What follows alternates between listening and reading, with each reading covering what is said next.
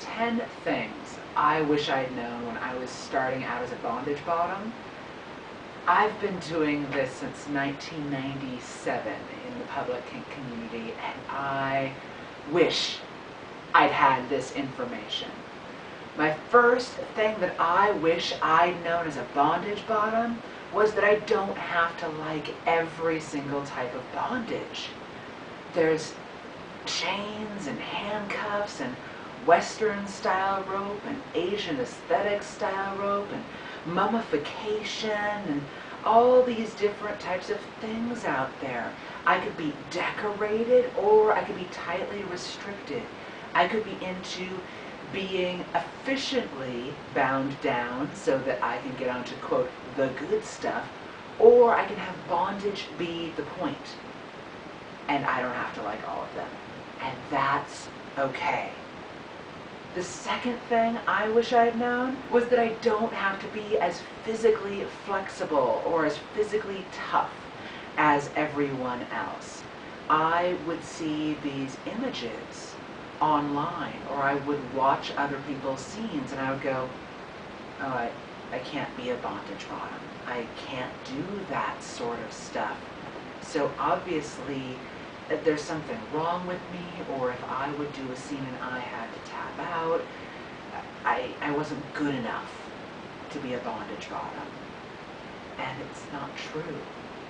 That I can play for 5 minutes in that crazy pose and it's good enough.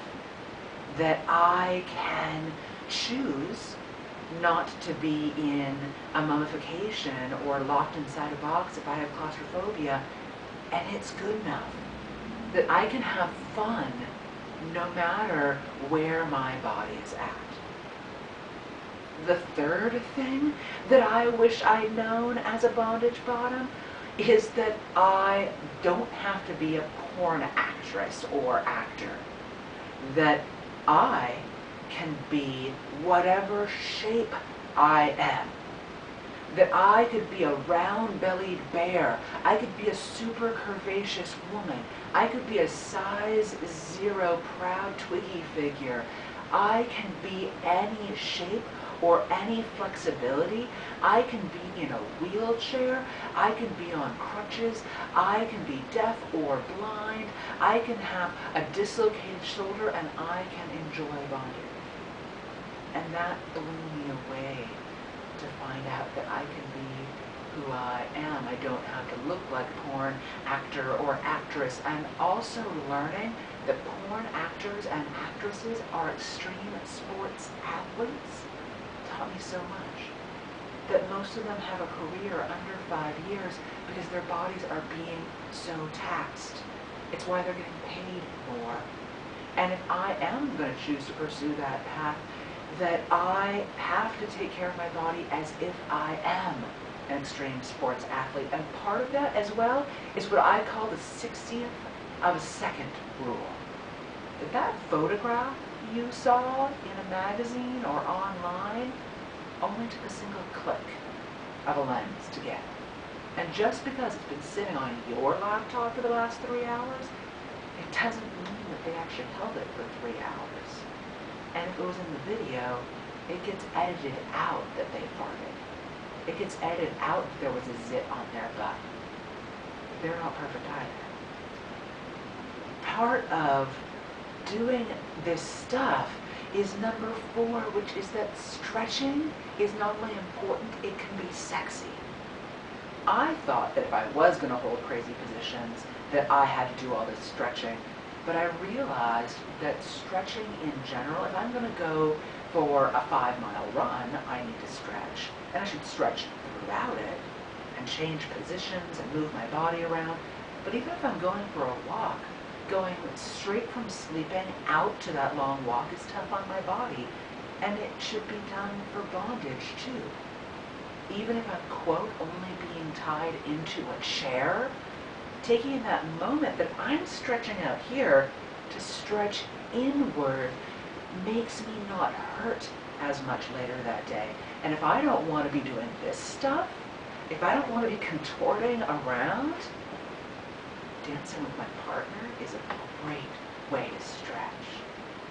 doing delicious dances in front of them is a great way to move my body around. Making out on the couch ahead of time is a great way to move my body around. And part of that is also the next one, which is body health. Body health in general matters. Hydration changes the game with bondage.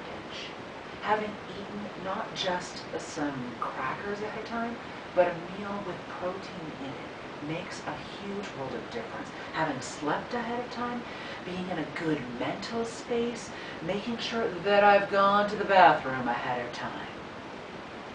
I wish I'd been told that ahead of time, and I'd love to tell you, go to the bathroom ahead of time. Check in with yourself, do you want to play today? Check in with yourself, how am I doing today? Part of checking with yourself is also knowing that you can say no. Until I was into doing this stuff for a couple of years, I didn't get that. I thought that I had to play with everybody who asked me that I would. If I was going to be doing rope with one person, why am I not willing to do rope with everyone? It's not that big a deal. It's just rope, right? It's just rope, right? And it's not true. I can say no to certain people, and I can do it lovingly. I can say, you know, I'm not really interested in playing rope right now, but what other stuff are you into if I do want to play with that person? That I have the right to say, you know, I really appreciate the idea of doing rope with you. That sounds like a lot of fun, but I've also seen you do a lot of sadistic rope work. Do you ever do sensual stuff? That I can negotiate for my desires, and even if I say no holds barred, we can do anything, doesn't mean that in the middle of the scene I can't say, hey, this is being really tough on my body, can we back out? The next one is to be able to have an in-scene communication style. For some people, this is red for stop, yellow means pause, and green for go. And as a note, if you're gonna use the red, use your greens too, because a secret that I didn't know is that tops are delicate little flowers, and they get their feelings hurt too, and I didn't know that. But find a communication system like, hey, just to let you know, I've got about 5 minutes I can do in this pose. And that lets my bondage top know that they need to start untying me if it's a really complex I'm up in the air or I'm mummified kind of thing. Or, is this supposed to hurt? Because if my top thinks that they're being sensual and they're actually dislocating my wrist, we're not getting the information across to each other. And I wish I'd known that. I wish I'd known that I didn't have to tough it out. And not only that I shouldn't, and not only that I didn't need to tough it out, but that I shouldn't tough it out. That if I feel a shooting pain going down my arm, I should not be toughing it out because it's information that I might be receiving nerve damage. That I shouldn't tough it out when I feel like my ankle is twisting, because I could actually twist my ankle or dislocate my knee. That I shouldn't be toughing it out unless my partner knows I'm toughing it out. If I say, just to let you know, I'm in a lot of pain right now and I can't breathe, lets my partner know that I can't breathe instead of toughing it out, because they don't know, and until I give them information, they can't make informed decisions. And part of that communication includes communicating ahead of time, like saying, by the way, I have asthma. We might want my inhaler nearby. Because it'll let my partner know to not do ties that are going to be intense chest compressions, because they know ahead of time about my body reality. I wish I'd known about knowing my own body. Until I'd been doing bondage for a long time, I didn't get a chance to assess my own body reality. That, you know what, having torn my rotator cuff when I was younger, doing other positions that are going to yank back in that way might cause problems for my body. I didn't know that tightening down that wrist and tightening is going to cause a specific type of pain in my thumb. And so learning about my body involved every scene I have done, taking a moment to go, what were the points where I knew trouble was coming? When did I realize that, oh, wait, it was that cinch down at the wrist is when it started numbing up a little bit? Because in learning that about my body, it means I can provide information sooner. It means that I can watch out for myself. Because I'm a big believer in the prime directive, where the bottom should be able to provide information and take care of themselves, because the top is not psychic. That's number 10. The top is not psychic. They don't know everything. They're not perfect. And I wish at times that they were. I wish they knew everything. And then throw in an extra one for number 11 to help number 10 happen, is that when we share information afterwards, we have the capacity to build greater connection and greater joy for the future. We have the capacity to change the game by saying, I loved when you pinched my nipples when I was pulled back in that hog tie. I have the ability to say, I was really challenged when my wrists were tied behind my back, but I loved it when you untied that with compassion and joy and love, or with a sadistic smirk, saying, ooh, I saw that that was tough for you. Thank you for toughing it out for me. Let's do this instead. When I say the I statements with love, or at least with compassion, and say, here's how we can do it better.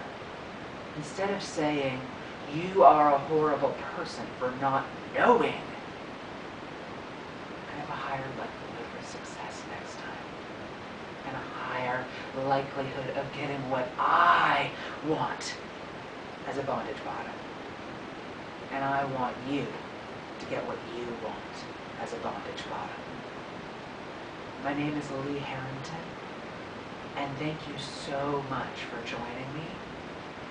I hope that you enjoy bondage, whether it is sadistic or sensual, whether it is chains or a rope, or whether it's choosing to have fun being of service with rope, or decorating it in beautiful harnesses around your body. I hope you enjoy it, embrace it however you see it.